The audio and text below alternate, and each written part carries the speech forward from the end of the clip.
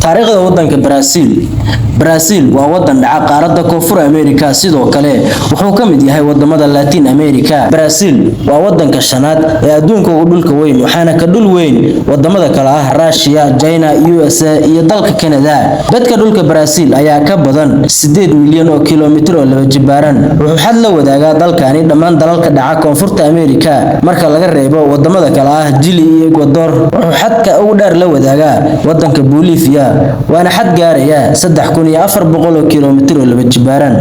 Dhulka dalkani waxaa deganaan jiray dad ay noloshoodu ku tiirsanaan jirtay xoolo dhaqasho. Yurubiyaanku waxay soo gaareen qarnigii 16aad waxaana yimid sahmiyihii Portugiiska ahaa ee lagu magacaabi jiray Pedro Alvarez. Kadibna wuxuu dhulkani u farmuqay Portugiiska oo sanadkii 1532 ay Brazil noqotay mustacmarad Portugiis ah. Qarnigii 17aad waxaa Brazil aad looga dhoofin jiray qasabka sokorta. Sidoo kalena waxaa ka socday ka ganacsiga dadkii adoomada ahaa ee asal ahaan ka soo jeeday Afrika.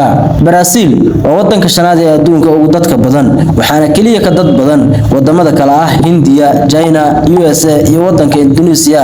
Tirada dadkiisuna waxay gaarayaan 213 milyan oo ruux. Waxay u badan yihiin dadka dalkani cadaan iyo dad cadaan iyo madow iskugu jira oo mixed ah. Waxay dadka madowga ah ee rasmiga ah dalka Brazil ka yihiin 8%. Magaalooyinka ugu waaweyn Brazil waxaa kamid ah magaalada Brasilia oo ah caasimadda dalkani.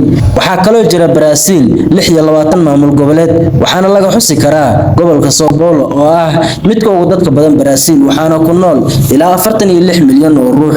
Waana gobolka ugu hodansan waxaana la dhihi karaa waa halbowlaha Brazil. Sidoo kale waxaa magaalooyinka Brazil laga xusi karaa magaalada Rio de Janeiro. Waxaa magaaladan laga helaa xeebad dalxiiska ku wacan. Dadka dalkani ku dhawaad 89% waa Kirishtan. Wadamada Koonfurta Ameerika ku yaala wadanka Brazil waa dalka kaliya ee looga hadlo luqadda Portugiiska. Brazil waa wadan baaxad iyo dad badni ugu faana wadamada la dhaca Koonfur Ameerika waana dal looga haray markay timaado hibada kubadda cagta.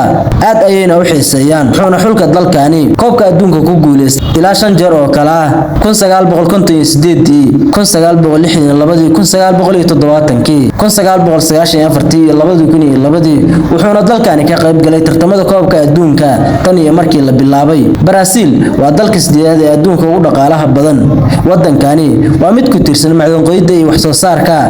3 meelood meel ka mid ah dalkani ayaa ku wanaagsan beerashada laakiin 10% kaliya ayaa dadka reer Brazil ka shaqeeya dhanka beeraha.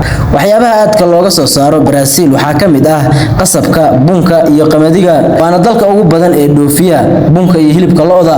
Wuxuu dalkani leeyahay ilaa 60% oo ah kaymo roobadyada caalamka ee weli baaqiga ah. Wabiyada dhaca dalkani ayaa kala ah Parana, Madeira, Dalabalata, Rio Negra iyo webiga Amazon oo ah webiga labaad ee adduunka ugu dheer.